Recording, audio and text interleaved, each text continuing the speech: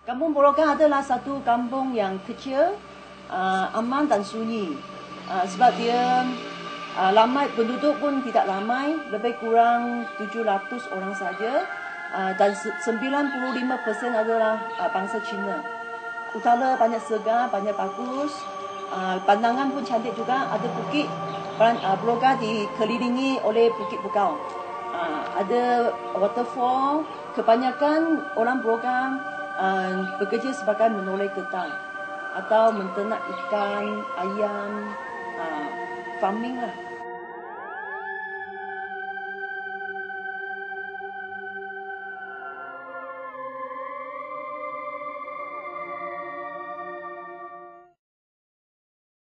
Sebenarnya projek incinerator ni patut ditumpukan dilaksanakan di Puchong.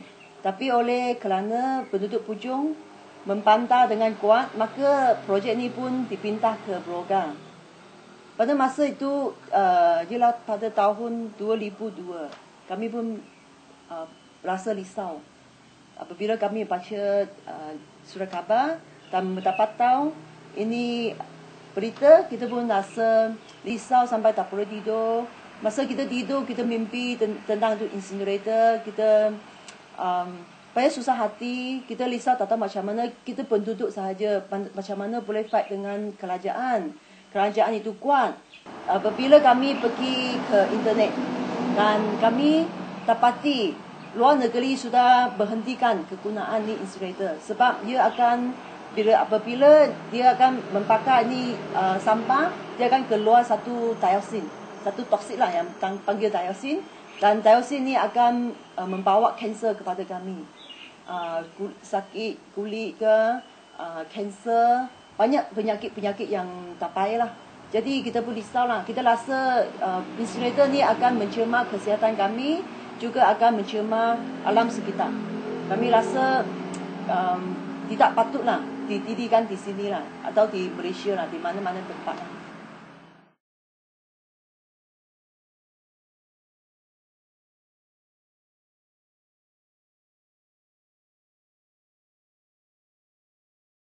Pada tahun 2003, kami memperkenalkan Su di sini.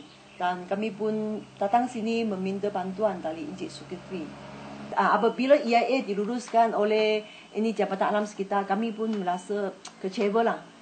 Jadi saya pernah mengadu kepada Su lah. Saya kata, susah lah ini hari kita mesti kalahnya.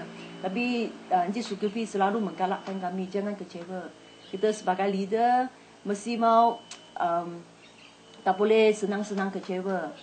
Ya, baru boleh percaya. Kalau kita kecewa, orang yang ikut kami pun sama, mesti kecewa juga. Jadi siapa mau fight?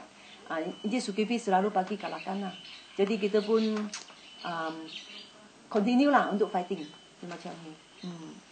Macam mana you first jumpa dengan Encik Zul? Ada someone suggest dia atau? Saya hanya dengar ada satu orang PAS yang duduk di Lengging. Lepas tu saya tahu rumah di sini, orang bagi tahu saya PAS itu ini adalah satu orang PAS lah, Melayu lah, dia kata PAS punya orang duduk sini. Jadi saya pun dengan kawan-kawan mari sini lah meminta bantuan daripada Encik Zulkifli.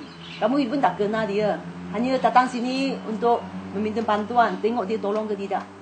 Kita tengok nasib kita baik ke tidak lah. Tapi kita gembira lah, tak ada menolak kita punya request lah. Dia kata mesti mau tolong. Ini sudah mengganggu kita punya jiwa. Kita mesti mau tolong. Dia cakap macam tu. Dia masuk, kita panggil dia jadi ahli member sajalah. Member biasa sajalah. Ahli jawatan kuasa saja. Lepas 2 tahun lebih, kita rasa satu orang yang boleh percayai dan boleh diharap. Dia kerja banyak serius. Dia orang pun banyak bagus, banyak baik. Semua orang suka dia. Lepas tu kita dapati Su banyak sesuai lah pegang jawatan chairman, pengurusi. Lepas 2 tahun macam kita pun minta Su jadi pengurusi kami lah. Dia pun sudah setuju lah. Masa dia sudah jadi pengurusi, kita ada selalu meeting sama satu kali, sama-sama bincang macam mana mau menjalankan ini kerja-kerja semua untuk memantahkan ini projek incinerator. Jadi Kadang-kadang kita menghadapi masalah, Su pun tolong kita cari kawan-kawan dia atau cari pengkuam untuk mengatasi masalah kami. Lepas tu Su akan ada bawa kami pergi banyak departmen kerajaan untuk jumpa pengawal kerajaan, bawa kami pergi mahkamah. Kita semua tak tahu jalan, dia tahu, dia ada kereta senang sikit. Dia bawa kita, dia luang banyak masa. Sampai kadang kita tak tahu dia ada kerja ke tak kerja. Kita pergi mana dia ikut saja. Lepas tu kita meeting kata mau buat ni mau buat itu, dia kata boleh. Dia selalu menepati janji dia. Dia tak pernah tipu kami. Apabila dia janji dia kata boleh, dia mesti bolehnya. Kadang ada mau pergi jauh punya tempat, kami bagi dia petrol mewah, kata Zu ni ambil sikit petrol mewah, dia pun tak mau lah. Dia banyak tolong kami tapi dia tak pernah meminta apa-apa dari kami lah. Dia satu orang yang ikhlas lah dan jujur. Dia kata bila kita buat kerja dengan setaya upaya, Tuhan pasti akan tolong kami. Dia selalu cakap macam tu. Saya rasa dia kurang risau sikit lah sebab dia percaya kepada Tuhan kan. Dia selalu kuat sembahyang lah, dia orang yang beriman tau. Selalu kuat sembahyang. Lepas tu selalu cakap tak payah risau, Tuhan tahu Mia, Tuhan pasti tolong Mia. Jangan risau, projek ni mesti dipatahkan Mia. Dia selalu cakap macam tu. Selepas 4 tahun berbelang, projek incinerator telah dipatahkan. Kami merasa banyak bersyukur dan gembira. Walaupun ni projek sudah tak ada lagi, tapi kami ada menghubung lagi. Dan setiap tahun kalau kita senang, kita pun akan datang sini melawat dia. Kadang kita reward dia datang ke Broga, bersembang sama kita, dia pun ada mari juga. Jadi lagi kalau sebelum hari raya, penduduk Broga akan pergi rumah saya. Semua tanya, saya mau kasih temu wang lah, kasih Encik Zulkifli mau beli hamper. Semua macam tu. Lepas tu saya akan kutip-kutip itu wang, lepas tu saya akan beli hamper, lepas tu saya tengankan akan bawa ke sini. Dia kan tahun macam ni. Dan hari raya, Encik Zulkifli mesti invite kita mari sini rumah dia.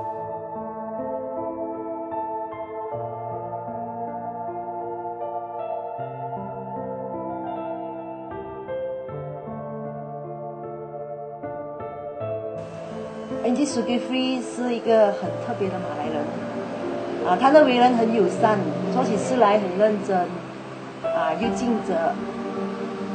我觉得他是一个可以信赖的马来人。我认识Encik Zulkifli已经6年了，我很喜欢他做朋友，因为我觉得他是个很完美的人。